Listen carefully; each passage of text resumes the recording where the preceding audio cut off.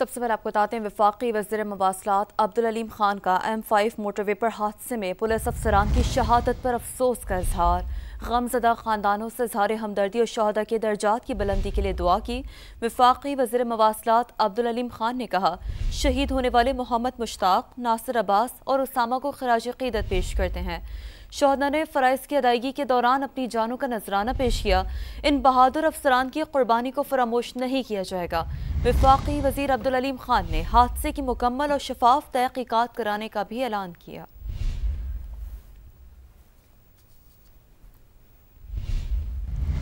वफाकी वज़ीर दाखिला मोहसिन नकवी से चीनी सफ़ीर की मुलाकात। पाक चीन दो तरफ़ा ताल्लुकात और बाहमी दिलचस्पी के उमूर पर तबादला ख्याल।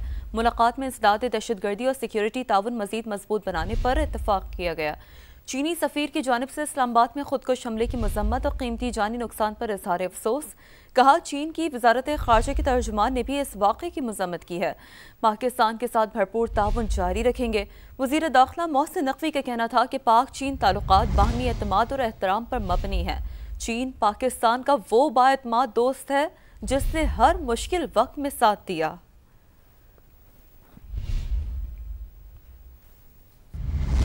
इंसानियत के खिलाफ जराइम का केस। बांग्लादेश की साबिक वज़ीर आज़म हसीना वाजिद पर मुकदमे का फैसला आज सुनाया जाएगा। इंटरनेशनल क्राइम्स ट्रिब्यूनल की कार्रवाई बराह रास्त दिखाई जाएगी। अदालत के बाहर सिक्योरिटी के सख्त इंतजाम किए गए हैं। पुलिस के साथ साथ आर्मी के दस्ते भी तैनात किए गए हैं। और आपको बताएं कि सिक्योरिटी का उन पर प्रोसिक्यूटर का इल्ज़ाम है। हसीना वाजिद के अपने हुक्म पर गुज़िश्ता साल 1400 से ज़ायद मुजाहिरीन को उन्होंने कत्ल किया। ये भी इल्ज़ाम है उनकी हुकूमत जबरी गुमशुदगियों और टॉर्चर सेल्स चलाने में भी मुलविस रही है। प्रोसिक्यूटर ने हसीना वाजिद के लिए सज़ाए मौत की सज़ा की इस्तदा की है।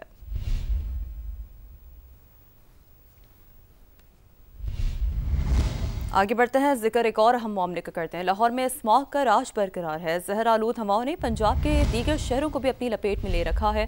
लाहौर का AQI 344 तक रिकॉर्ड किया जा रहा है। मजीद बात करते हैं सामिया सईद से। जी सामिया, बताइए।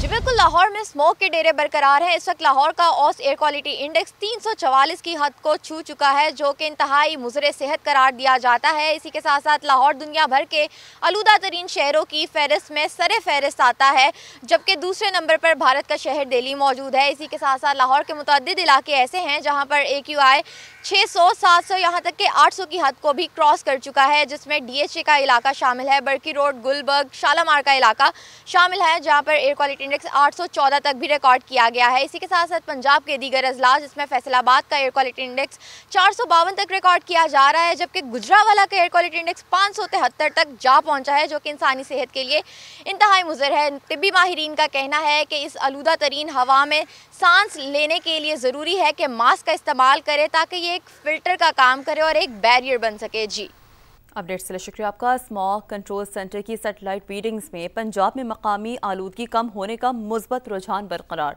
लाहौर में सुबह 223 रिकॉर्ड किया गया। सीनियर वज़ीर मरियम औरंगज़ेब कहती हैं, पहली बार पंजाब अपनी मकामी आलूदगी पर काबू पा रहा है। स्मॉग कंट्रोल सेंटर की सैटेलाइट रीडिंग्स के मुताबिक दिल्ली का AQI 456 तक पहुंच चुका है। लाहौर में फ़िज़ाई मयार में फ़र्क बरकरार है। 11 बजे के बाद लाहौर में एयर क्वालिटी बेहतर होने का इम्कान है। सीनियर वज़ीर मरियम औरंगज़ेब ने कहा है कि इंसदाद स्मॉग कार्रवाइयाँ तेज़, तमाम महकमे फुल कैपेसिटी में काम कर रहे हैं। शहरी मास्क पहनकर बाहर निकलें। बच्चे और सांस के मरीज़ गैर ज़रूरी बाहर जाने से गुरेज करें।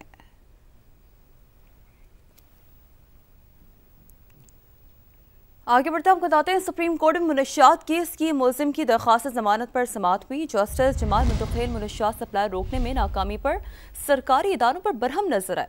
दौरान समाअत जस्टिस जमाल मुंतखिल के रिमार्क्स कहा, मुनशियात शहरों तक आखिर पहुँचती कैसे है, बॉर्डर पर क्यों नहीं रोका जाता। बात करते हैं इस्लामाबाद से समा के नुमाइंदे सुहेल रशीद हमें ज्वाइन कर चुके हैं। जी सुहेल रशीद, बताइएगा। देखिए, सुप्रीम कोर्ट में एक मुनशियात से मुतल्लिक केस था, जिसकी समाअत के दौरान जस्टिस जमाल मुंतखिल ने शदीद बरहमी का इजहार किया है सरकारी इदारों पर, और ये रिमार्क्स दिए हैं कि मुनशियात आखिर शहरों तक कैसे पहुंच जाती है। बॉर्डर से अगर ये आ रही है तो इसको वहां पर रोका क्यों नहीं जाता, और बॉर्डर से 1,000 किलोमीटर तक मुनशियात अंदर कैसे आ जाती है। 5-10 किलो हो तो फिर भी बात हो, लेकिन यहाँ तो टनों के हिसाब से मुनशियात आती है।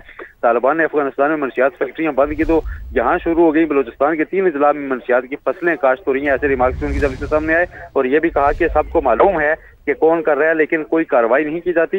ANF का काम किलो किलो मंशियात पकड़ना नहीं, बल्कि ये सप्लाई लाइन काटना है, जिसको काटा नहीं जा रहा। और छोटी मोटी कार्रवाइयां शहर के अंदर पुलिस भी करती रहती है।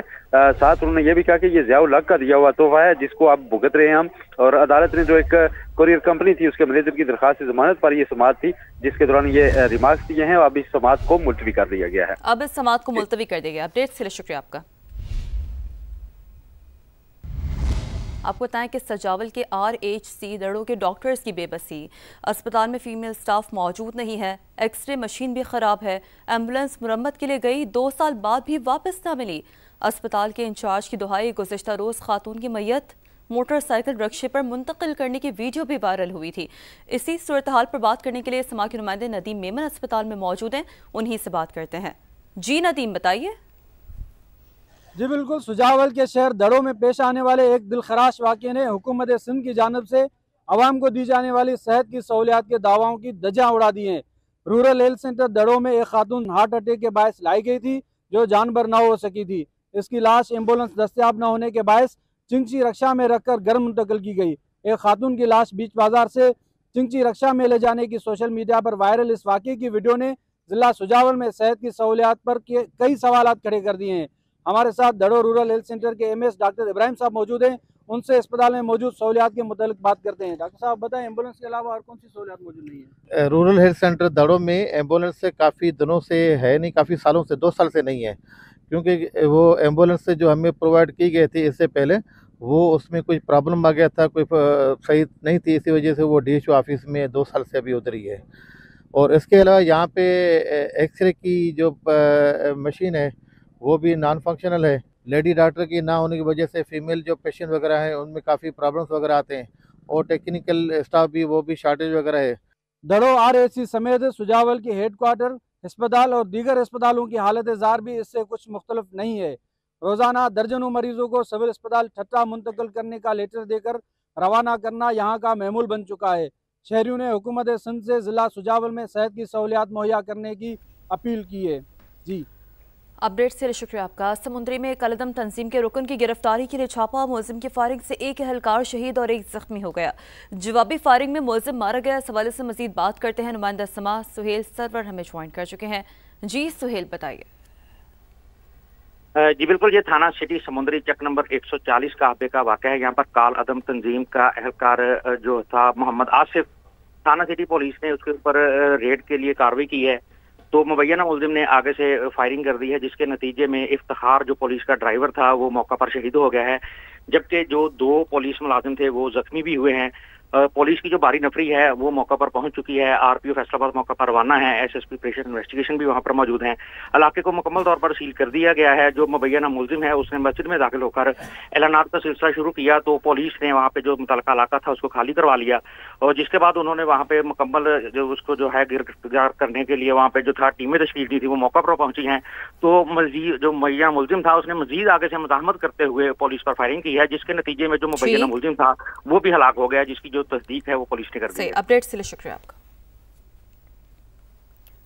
कुछ बात बढ़ती महंगाई की कर लेते हैं। कराची में सब्जियों के दाम कम ना हो सके, मटर, प्याज और भिंडी की कीमतों में कमी नहीं आ सकी। कहीं भी सरकारी रेट लिस्ट पर अमल दरामद होता हुआ नजर नहीं आ रहा है। खुर्शीद आलम की रिपोर्ट। महंगाई जोरों पर, सब्जियां भी गरीब की पहुंच से दूर होने लगी। भिंडी 196 के बजाय 300 रुपए, 150 रुपए किलो वाली ग्वार फली 250 रुपए, प्याज 115 के बजाय 150 रुपए, मूली भी 150 रुपए किलो में फरोख्त की जा रही है। बाजारों में मटर 400 रुपए किलो में दस्तयाब, जबकि सरकारी कीमत 311 रुपए मुकर्रर है। प्याज महंगी है, कोई सब्जी ऐसी नहीं है जो सस्ती हो।